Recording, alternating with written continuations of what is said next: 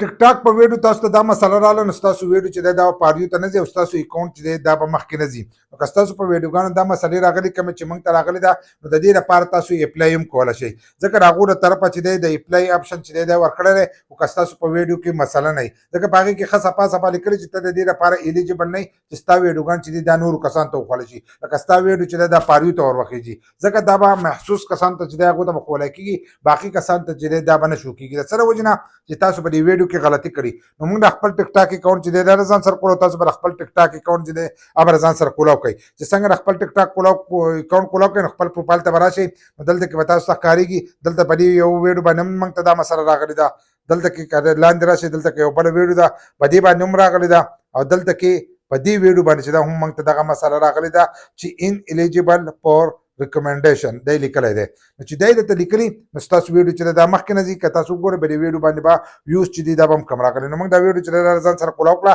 د دې لپاره به تاسو اپلای څنګه که زموږ په دې ویډیو کې چې دا مسله نشته خو ما ته ښکارېږي چې د دې لیکلو نه دا مسله چې دی دغه راغستې ده چې دا لیکل به پیا صحیح نه د دې د وجې نه به نو مسله د دغه د وجې نه راغستې نو لاندې به تاسو ته دا نوټیفیکیشن چې دی دا به شو کېږي ان ایلیجبل فور ریکمنډیشن دی چې لیکلی دی تاسو به په دې باندې زور وکړئ دا لاندې لیکل نه دي په دې باندې به داسې زور وکړئ چې په دې څنګه زور وکړئ نو د دې ځای نه تاسو اپلای هم کولی شئ او تاسو ته د مسلې چې دی د دې حال هم کولی د څه د وجې نه دا مسله راځي نو لاندې تاسو ته دا ښکارېږي دلته کې دا کمیونټي ګایډلاین دا آپشن چې دی دا ورکړی دا تاسو د ځان سره چې دی دا کولاو کوئ نو په دې کې چې دی دا آپشنونه یې تاسو له دننه درکړي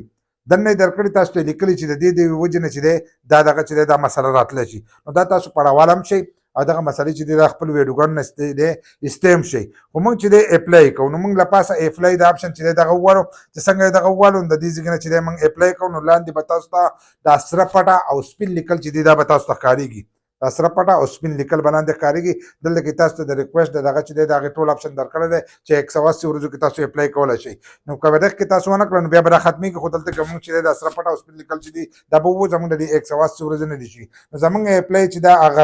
لاړه لکه موږ خپله اپلای چې دی د دې لپاره وکړه درخواست چې دی هغو ته موږ ورولېږلو اوس چې موږ هغو ته درخواست ورولېږلو نو څه ټایم پس چې دی هغو به دغه درخواست وګورو موږ ته به نوټیفیکیشن چې دی هغه به جاري کړي نو که ستاسو په ویډیو باندې دا قسم مسله راشي نو تاسو د دې لپاره اپلای کولی شئ خو که د کمیونټي ګایډلاین دغه راته راشي مسله راته راشي نو د هغې لپاره به تاسو بیا ځان له چې دی اپیل به لیکئ په دې کې اوس اپیل لیکلو ته چې دی په دې کې ضرورت نه و د هغې لپاره به تاسو اپیل لیکئ نو تاسو ته چې کوم مسله راغلې تاسو د هغې مسلې نه سکرین شاټ وکاږئ او چیټ جی پي ټي ته لاړ شئ هغې د هغه آپشن ورکړئ موږ ته دا مسله راغلې ده د دې لپاره د اپیل کولو موږ ته دغه چې دی هغه ولیکئ نو هغو به ورته لیکل ولیکي درخواست چې تاسو کوم کوئ نو هغه درخواست به راولئ او باید دې دغه ځای کې ورکړئ او دوباره به تاسو هغه اپلای وکړئ نو ستاسو د ټیک ټاک د ویډیو نه به هغه مسله ختم شي دا د هغه کسانو لپاره دی چې کوم کسان اوریجنل کار کوي داسې نه چې ستاسو په ویډیو کې غلطي او تاسو وایئ دا غلطي به دې وځي نو غلطي دې نه وځي که غلطي ستاسو په ویډیو کې او په ځای باندې خو که ټیک ټاک غلط شي نو هغه به ستاسو د ویډیو نه هغه مسله چې ده هغه به وکاږي نو په دې طریقه تاسو دا مسله چې ده دا ختمولی شئ او خپل اکاونټ مخکې بوی شئ